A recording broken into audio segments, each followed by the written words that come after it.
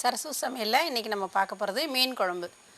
மீன் குழம்புக்கு வந்து அந்த பொடி எப்படி தயார் பண்ணுறதுன்னு ஃபஸ்ட்டு சொல்லிவிட்டு அதுக்கப்புறமா நான் மீன் குழம்பு எப்படி ரெடி பண்ணுறதுன்னு காட்ட போகிறேன்.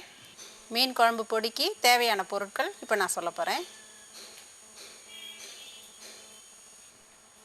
மீன் குழம்பு தூளுக்கு தேவையான பொருட்கள்: மல்லி 1/2 கிலோ, காய்ந்த மிளகாய் 300 கிராம், துவரம்பருப்பு 25 கிராம், கடலைப்பருப்பு 25 கிராம், மஞ்சள் 6, வெந்தயம் 4 டீஸ்பூன், மிளகு 5 டீஸ்பூன், ஜீரகம் 6 டீஸ்பூன், உப்பு ஒரு 2 டீஸ்பூன் சேர்த்துக்கிட்டா அந்த பொடி வந்து கெடாமல் ரொம்ப நாளைக்கு இருக்கும்.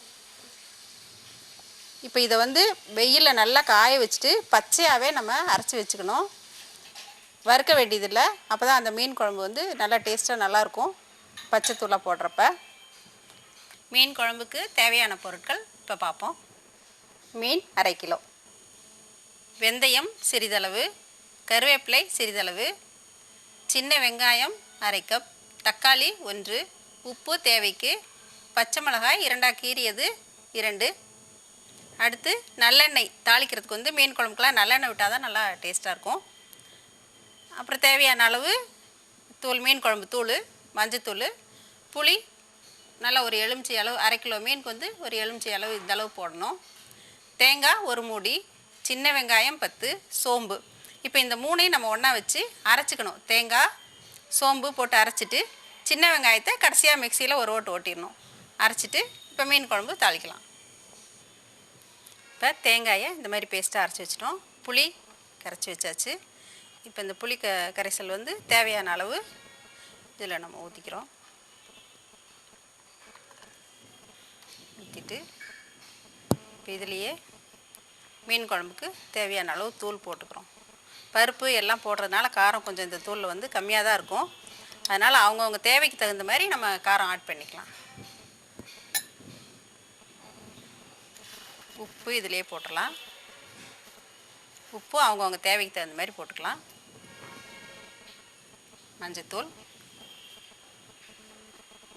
போட்டாச்சு. அடுத்தது அடுப்பு பற்ற வச்சாச்சு, காஞ்சிட்ருக்கு.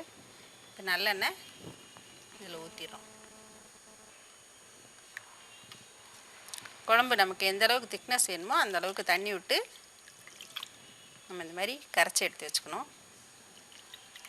இப்போ புளி கரைசல், தேங்காய், மீன் குழம்பு தூள், மஞ்சத்தூள், உப்பு எல்லாம் போட்டு நம்ம கரைச்சி வச்சுருக்கோம். மீன் குழம்பு தூளுக்கு எப்பயுமே வெந்தயம் போட்டு தாளித்தா நல்லா வாசமாக இருக்கும். கடுகு போடக்கூடாது. வெந்தயம் பொரிஞ்ச உடனே கருவேப்பிலை, பச்சை மிளகாய் போடணும்.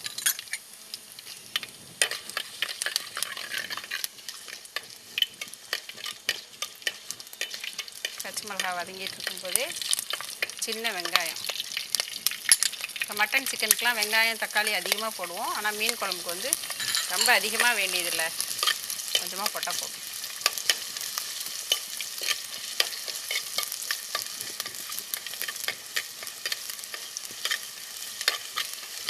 இந்த வெங்காயம் கொஞ்சம் ஓரளவுக்கு நல்லா வதங்கின உடனே தக்காளி போடணும். அதே மாதிரி மீன் குழம்புக்கு வந்து தக்காளி அதிகமாக போடக்கூடாது. அந்த மீன் குழம்பு வாசத்தையே அடக்கிடும். அதனால் தக்காளி 1/2 கிலோ மீனுக்கு ஒரே ஒரு தக்காளி போட்டால் போதும்.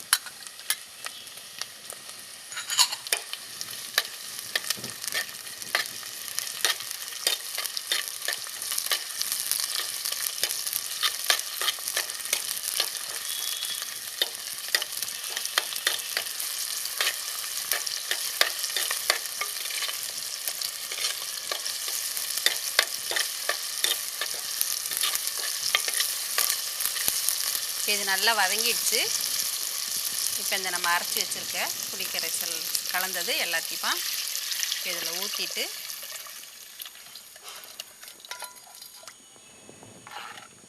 இது நல்லா ஒரு 10 நிமிஷம் இது பச்சை வாடை போகிற வரைக்கும் நல்லா கொதிக்கணும். கொதித்ததுக்கு அப்புறமா தான் நம்ம வந்து இதில் மீன் சேர்க்க போகிறோம். இப்போ மீன் குழம்பு தாளிச்சாச்சு, எல்லாம் ஒன்றா சேர்ந்துருச்சு. இப்போ இது நல்லா கொதி வந்து 10 நிமிஷம் கொதிக்கணும். அது வரைக்கும் மூடி வச்சுட்டு வெயிட் பண்ணுவோம். அதுக்கப்புறம் கடைசியாக மீனை போட்டு ஒரு 5 நிமிஷம் இருந்து இறக்கிட்டா மீன் குழம்பு. இப்போ 10 நிமிஷம் ஆயிடுச்சு குழம்பு கூட்டியாச்சு. நல்லா பச்சை வாடை போயிடுச்சு.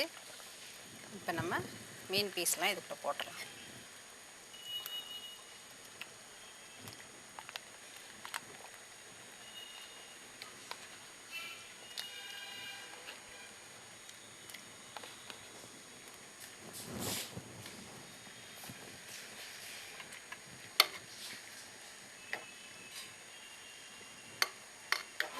மீன் எல்லாம் உள்ளே போகிற மாதிரி நல்லா இது பண்ணி விட்டுட்டு ஒரு 5 நிமிஷம் மூடி வச்சுட்டா மீன் வெந்துடும்.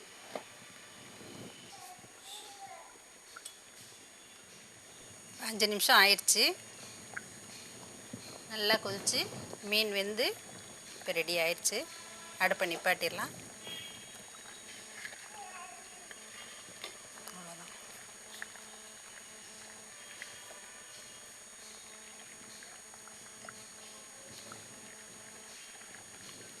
மீன் நல்லா வெந்துருச்சு. சட்டியில் வச்ச மீன் குழம்பு சீக்கிரமாக ரெடி ஆயிடுச்சு. நீங்களும் ட்ரை பண்ணி பாருங்கள்.